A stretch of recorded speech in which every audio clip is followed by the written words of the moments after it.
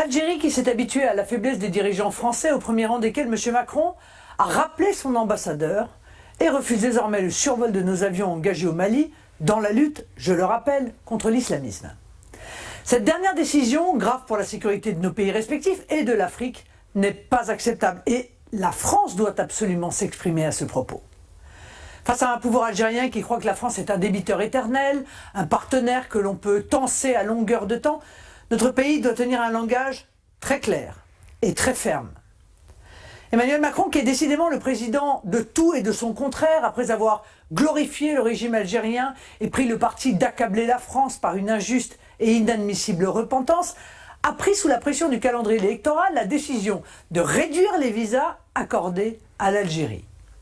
Cette mesure n'avait que trop tardé et elle est bien insuffisante quand on connaît l'ampleur de l'immigration algérienne et les problèmes graves de communautarisme qu'elle entraîne chez nous.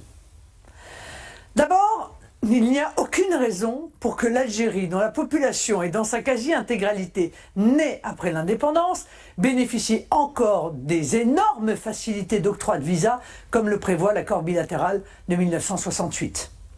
Il y a d'autant moins de raisons d'admettre ces octrois que de son côté, l'Algérie refuse d'accepter le rapatriement de ses ressortissants illégaux, délinquants ou simplement reconduits à la frontière au titre d'une OQTF, une obligation de quitter le territoire français.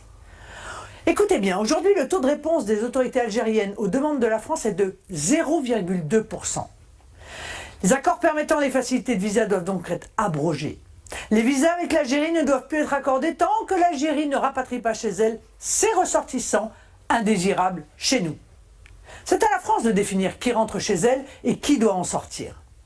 Si ces arguments ne devaient pas suffire, je propose que la France remette en cause les autorisations de transfert d'argent que les ressortissants algériens envoient chaque année, 1,5 milliard tout de même, vers l'Algérie et qui ne participent donc pas à l'économie française.